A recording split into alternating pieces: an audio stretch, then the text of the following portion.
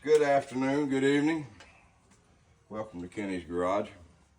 I'm in the process of trimming up a beef tenderloin that I purchased today from the U.S. Chef store. I don't know if you have one near you, but man, I love that place. These things run about 7 or 8 pounds. I think this one's 7.81 or something like that.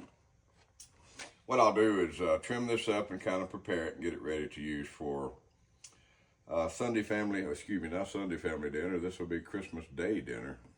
I cook for them every Sunday as well. But anyway, this will be for our Christmas Day dinner, along with the crab legs and some pan-seared lemon chicken and a few other things that they enjoy. It's been a tradition around here for a lot of years, and I look forward to preparing it for them.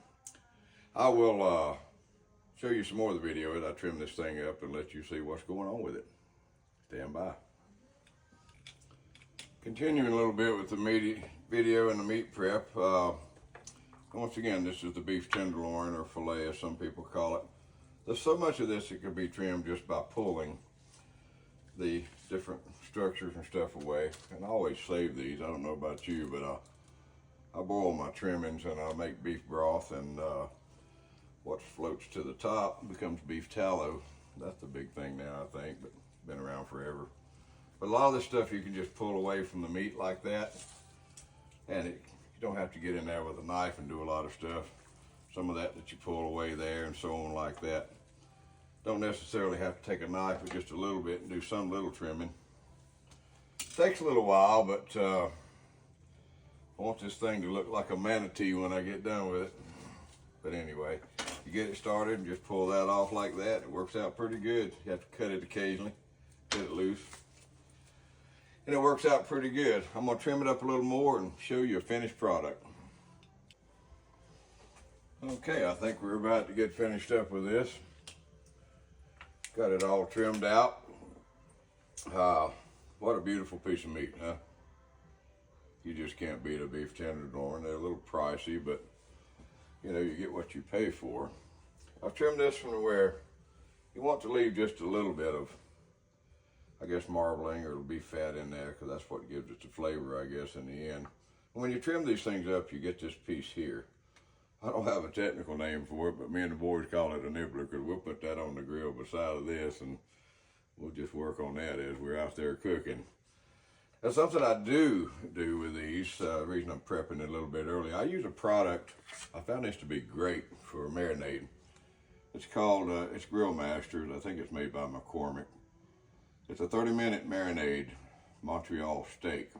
And you know, they make also a sprinkled seasoning also, and we use that while we're grilling as well. But I'll actually put the whole filet in a vacuum seal bag, and I'll put this sauce all around it, make sure it gets all converged into the meat and everything, and then vacuum seal it.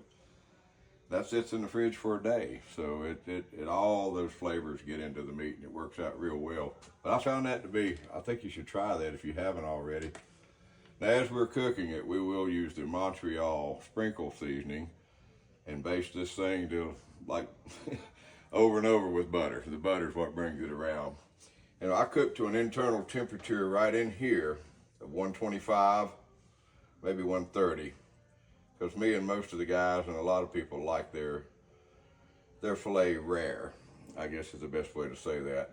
But as you go on down this, you see it tapers down. So you'll start out with well done, which is what my wife likes. And you get medium well, and so on and so forth, medium rare. So this is a perfect cut of meat just to put that thing on the grill like that. And it's about an hour to an hour and 10 minutes. If you're running at about 250 maybe, I would say it'd be a good temperature for that. But I look forward to this, and they do every year. I love that particular cut of meat. But anyway, that's all I've got to share with you on that. Hope you all have a nice Christmas and a nice Christmas meal as well. It's all about the family and all about the big red man. Take care. Love you.